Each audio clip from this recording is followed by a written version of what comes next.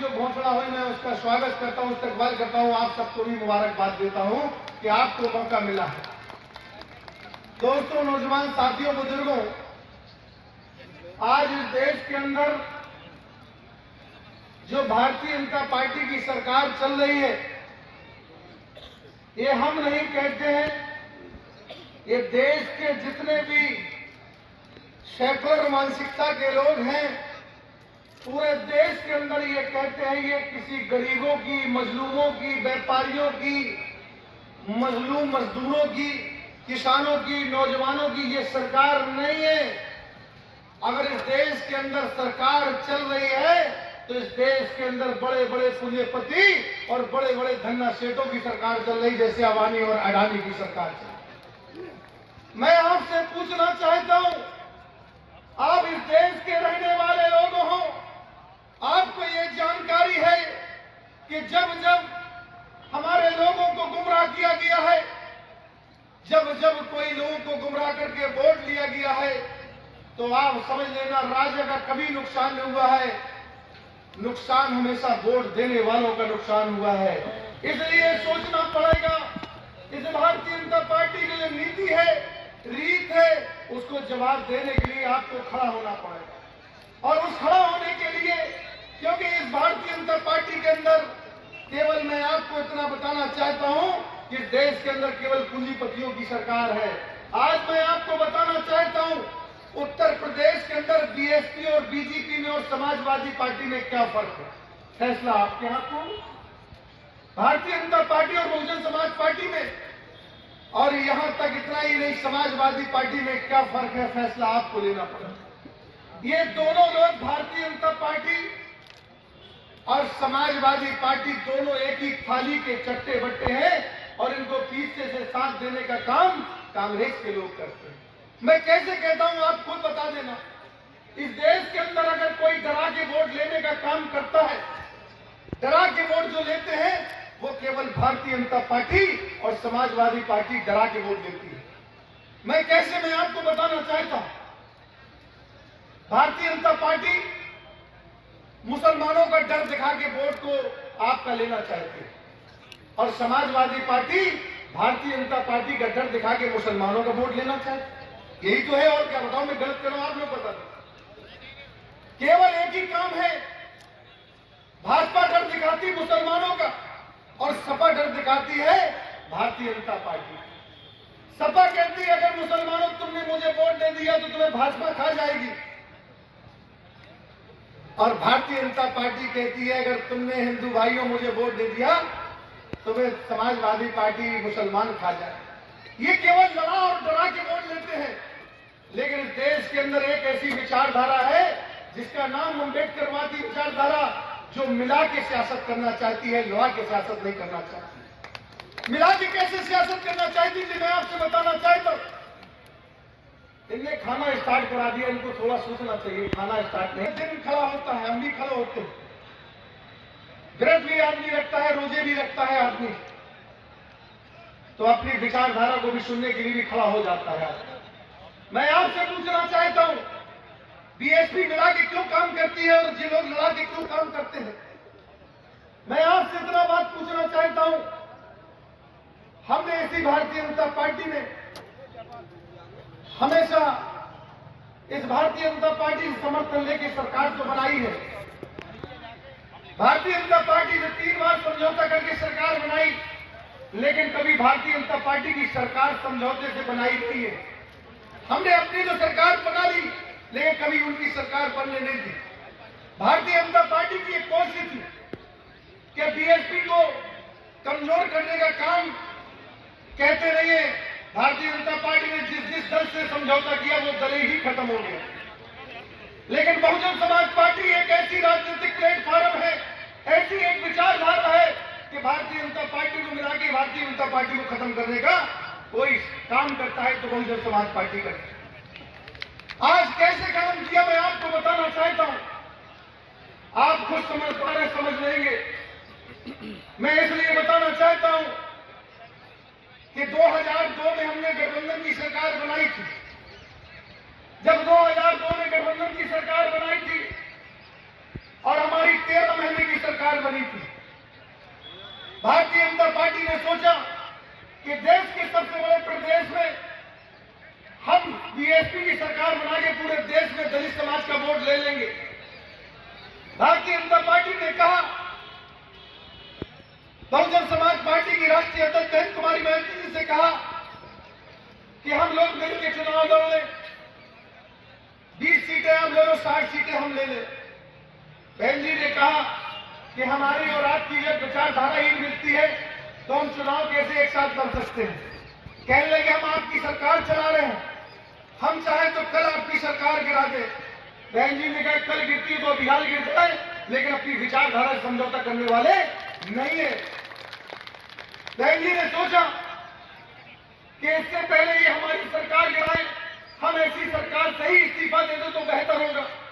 बहन जी पूरे देश ने, पूरे प्रदेश से लोगों को बुलाया और बुलाते ही अपनी मुख्यमंत्री पद से 25 अगस्त 2003 में इस्तीफा दे दिया। लोग सोचते हैं प्रधानी का चुनाव लड़ते तो जाति संघर्ष करा देते हैं, धार्मिक संघर्ष करा देते हैं, लेकिन बहन कुमारी महंती जी एक ऐसी नेता है कि जो मुख्यमंत्री पद से भी इस्तीफा देना पसंद करती है, लेकिन किसी इंसान को जाति संघर्ष और मजहब के झगड़े फसाद नहीं कराती है, चाहे अपना इस्तीफा देना पसंद करती है। और बहन जी ने इस्तीफा दे दिया। जैसे ही इस्तीफा दिया तो भारतीय जनता पार्टी के दिल में, पेट में दर्द हुआ कि इन्होंने मुझे पार्टी से इस्तीफा दे दिया। आनंद फानन में हमारे 47 एमएलए तोड़ के भारतीय जनता पार्टी ने समाजवादी पार्टी की सरकार उत्तर प्रदेश में 2003 में बना दी। जैसे ही सरकार बनी और बहन जी के ऊपर आय से अधिक संपत्ति के मुकदमे, ताज कॉरिडोर के मुकदमे, सीबीआई के छापे, ईडी के छापे, सारे छापे बहन कुमारी महंती जी पर लगा दिए कि ये कमजोर हो गए, अभी इनके एमएलए तोड़े हैं, फिर इनकी पार्टी तोड़ देंगे, ये खत्म हो जाएंगे, सब अपने आप खत्म हो जाएंगे। लेकिन आपकी नेता, हम सबकी नेता बहन कुमारी महंती जी, आयरन लेडी का खिताब ऐसे नहीं मिला, दमदारी से मुकाबला किया, कोर्ट का सहारा लिया और ये कहा कि जिस भारतीय जनता पार्टी ने हमारे ऊपर मुकदमे लिखाए हैं, जिस भारतीय जनता पार्टी ने सीबीआई के छापे लगाए हैं, जिस भारतीय जनता पार्टी ने ईडी का सहारा लेकर हमारे छापे लगाए, जिस समाज की बुनियाद पर यह भारतीय जनता पार्टी मजबूत होती है और गरीबों और मजलूमों को सताने का काम करती है, हम उसी भारतीय जनता पार्टी को आज के बाद उत्तर प्रदेश से खत्म कर देंगे। और कैसे खत्म किया मैं आपको बताना चाहता हूं। बहन जी ने संकल्प दिया कि भाजपा को खत्म कर देंगे। फिर कैसे खत्म किया? बहन जी ने कहा कि आप जिस समाज की बुनियाद पर भाजपा बहुत ज्यादा फूलती है, हम उसी समाज में भाईचारा पैदा कर लेंगे। बहन जी ने ब्राह्मण के बेटे को बुलाया, ब्राह्मण से कहा भाई आप हमारे साथ दे दो, मैं आपके साथ देने के लिए तैयार हूं। ठाकुर के बेटे को बुलाया, तुम कहां, तुम भी मेरे साथ आ जाओ, मैं तुम्हारा भी साथ देने के लिए तैयार हूं। बहन जी ने बैस के बेटे को बुलाया, बैस समाज से कहा तुम भी आ जाओ, मैं तुम्हारा भी साथ भागीदारी देना चाहता हूं। पाल समाज को, प्रजापति समाज को, कश्यप समाज को, सैनी समाज को बुलाया कि तुम भी हमारे साथ आ जाओ, मैं तुम्हें भागीदारी देने के लिए तैयार हूं। और जाट समाज को बुलाया, गुर्जर समाज को बुलाया, मुसलमान को भी बुलाया कि मुसलमानों तुम भी हमें वोट दे दो, तुम भी भागीदारी ले लो। सर्व समाज को बुलाकर और सर्व समाज के बीच में कह दिया कि जाओ अपनी अपनी समाज को बहुजन समाज पार्टी से जोड़ो, हम आपको जितनी जितनी संख्या भारी होगी उसकी उतनी हिस्सेदारी होगी, आप हिस्से की लड़ाई लड़ो। ब्राह्मण भी निकल पड़ा, ठाकुर भी निकल पड़ा, त्यागी भी निकल पड़ा, बैस भी निकल गया, मुसलमान भी निकल गया, पाल, प्रजापति, कश्यप, जाट, गुर्जर, सर्व समाज के लोग निकल गए और बीएसपी की वकालत करने लगे कि इस बार बीएसपी की सरकार, बार बार जब कहने लगे लोग तो लोग अपनी अपनी समाज के नेताओं की बात सुनने लगे। जब सुनने लगे तो देश में नुस्खे में 2006 से 7 के बीच में चल रहा था, 7 में लगने वाली थी। देश की सारी मीडिया कोई नहीं कह रही थी कि देश के सबसे बड़े उत्तर प्रदेश में बीएसपी की सरकार बनने जा रही है, ये कोई नहीं कह रहा था। ये जरूर कह रहे थे 100 एमएलए जीत कर आएंगे, 120 एमएलए जीत कर आएंगे, 80 एमएलए जीत कर आएंगे। कोई फुल फ्लेज की सरकार बनाने के लिए तैयार नहीं था।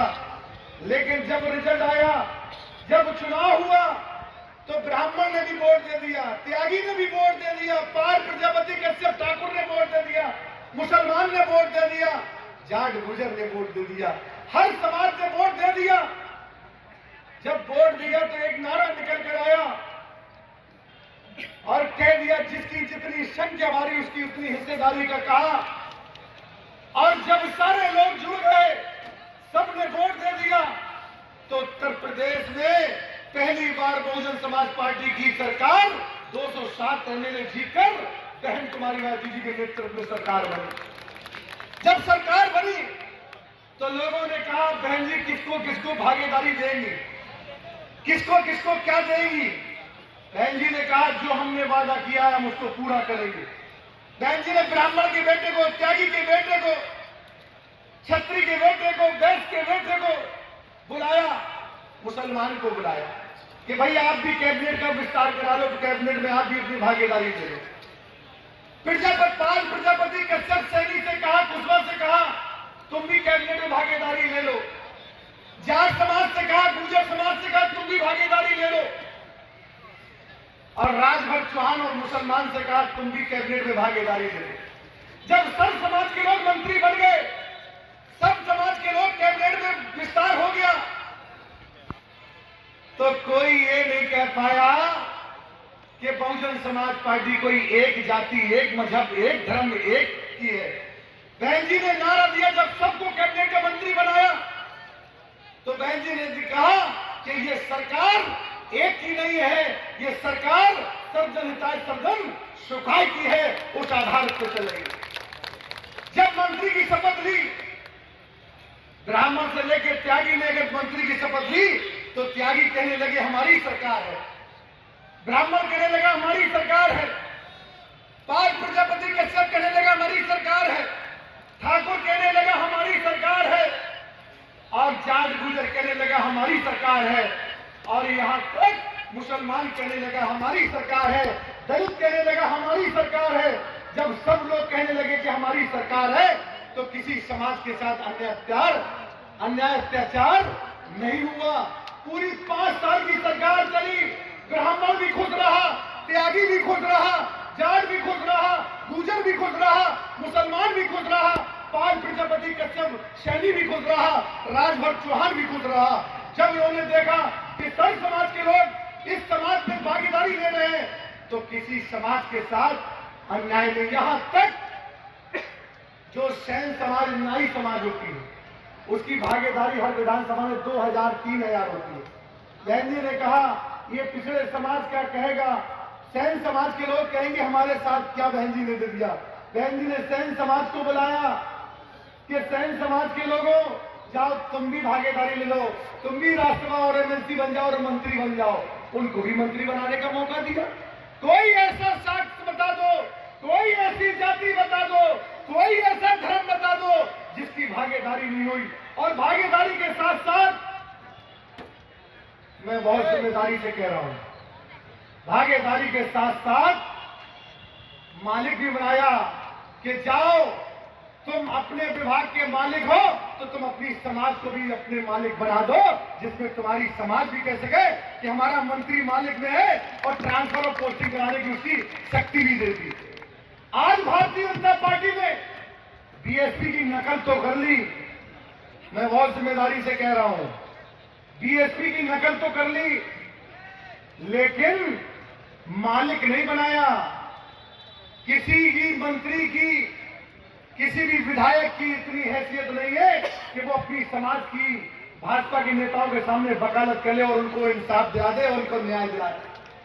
क्यों मैं गलत कह रहा हूं बता दो, आप लोग बैठे हो, कितने लोग सहमत है, जरा हाथ उठा दो। हम सब नहीं, आप लोग सब सहमत हो तो ऐसे का मालिक बनने से फायदा है क्या, बताओ आप लोग। आपको मालिक बनाने का काम ये गुलाम बनाते हैं, और बहुजन समाज पार्टी की नेता आपको मालिक बनाती है। तो मालिक बनना चाहोगे कि गुलाम बनना चाहोगे, बताओ आप। तो मालिक बन गया, क्योंकि मैं ये कहना चाहता हूं आज समाज गुलाम के पीछे नहीं रहती है। कोई भी समाज हो गुलाम के पीछे नहीं रहती है। समाज लीडर के पीछे रहती है। जो समाज को लीडर करता है उसको समाज सम्मान करती है। तो बीएसपी आपको लीडर बनाने आई है, बीएसपी आपको मालिक बनाने आई है। ऐ मेरे संत समाज के लोगों, मैं आपसे अपील करने आया हूं, हमारी नेता का संदेश लेकर हम आए।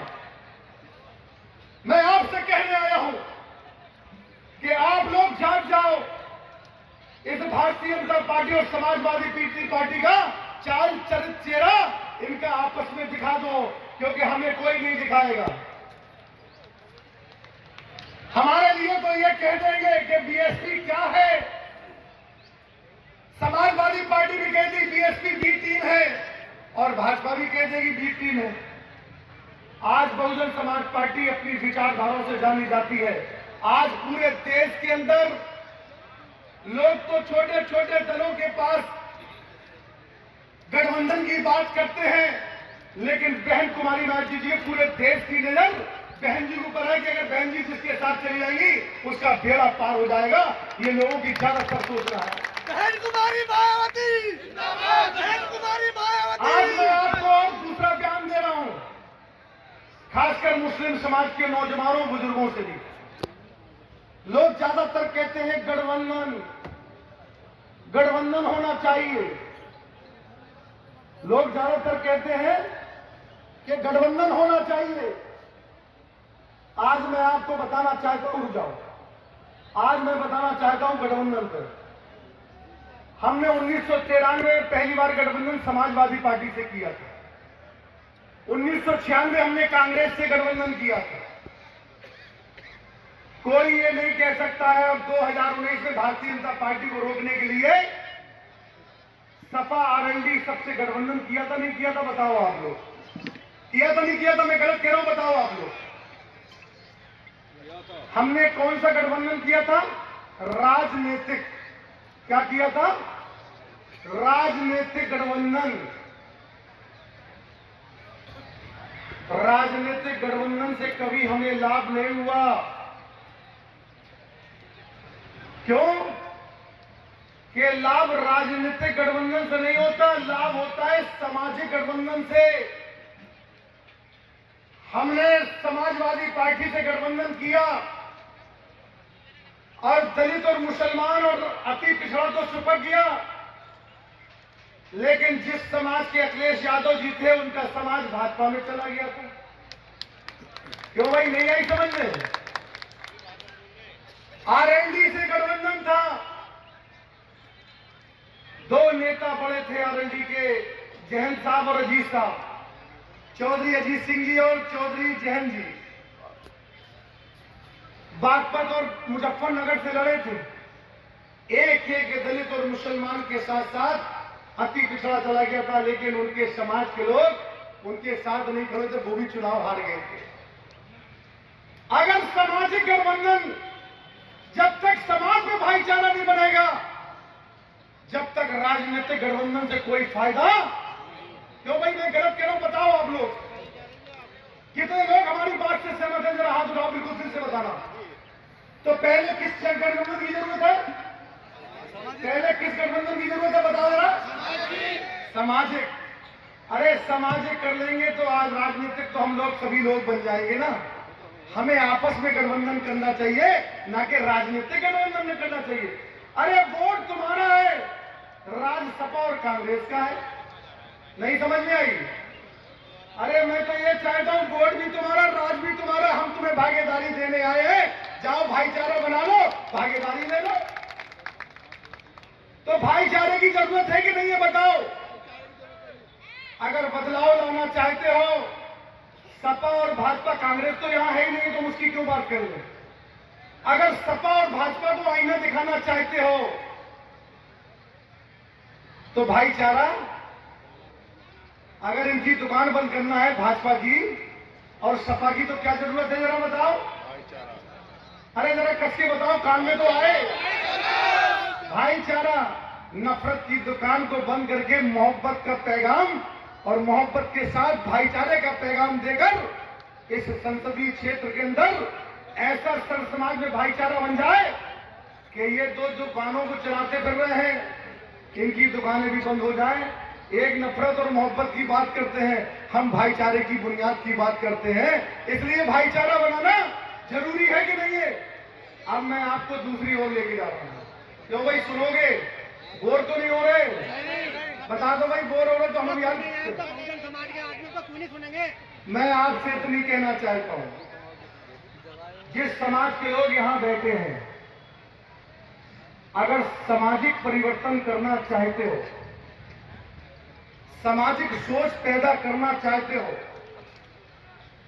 और भाईचारा बनाना चाहते हो, आपको पहला कदम बढ़ाना पड़ेगा भाईचारे का। और ये कह देना कि अब किसी की दुकान नहीं चलेगी और अब चलेगी तो केवल भाईचारे के और भाईचारा बनाने का काम बहुजन समाज पार्टी करती है, बहुजन समाज पार्टी करती है। आज मुसलमानों में सोचने का मौका मिल गया। पूरी ताकत के साथ 2022 में एक एक वोट आजादी के बाद आज तक किसी इतनी ताकत से मुसलमानों ने किसी दल को वोट नहीं दिया था जो 2022 में वोट दिया था। लेकिन सरकार नहीं बना पाए। आज मुसलमान भी सोचने के लिए मजबूर हो गया कि अगर बहुजन समाज पार्टी को इतना वोट दे देते तो शायद सपा और भाजपा की दुकान बंद हो जाती। तो आज वो भी आपकी तरफ साथ कंधे से कंधा मिलाने के लिए तैयार है। अब दिल बड़ा करना है, थोड़ा झुकना है। मैं सर समाज से कह रहा हूं, एक दूसरे में झुक जाओ, भाईचारा बना लो, ये भाजपा और सपा की दुकान बंद करा दो। मैं आपसे इसी अपील के साथ एक संदेश लेकर बहन जी का आया हूं। मैं तो डाकिया हूं और डाकिया की क्या जिम्मेदारी होती है कि ऊपर की डाक नीचे तक पहुंचाना। मैं डाकिया के रूप में काम कर रहा हूं। डाक का आ जाओ भाई, आ जाओ, इधर आ जाओ। ये लोग भी बहुत देर से इंतजार कर रहे हैं। तो भाई इनको जानते हो आप, ये समाज सेवी रहे, जिम्मेदार भी है। आप चाहोगे आपका नेतृत्व जिम्मेदार करे, तो भाई बताओ चाहते हो? तो इनको बहन जी ने मेरठ हापुड़ लोकसभा से फिर भारी में प्रत्याशी इनको भाई देवदत्त त्यागी जी को बनाया है। जोरदार ताली बजाकर स्वागत करें। अब मैं आपसे कहना चाहता हूं,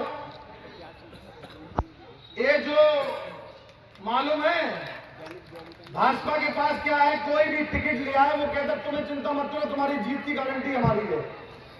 जनता का वोट है, गारंटी किसके पास है? अरे भाई मैं गलत कह रहा हूं, बता दो आप लोग। वोट जनता का है, गारंटी कौन दे रहा है?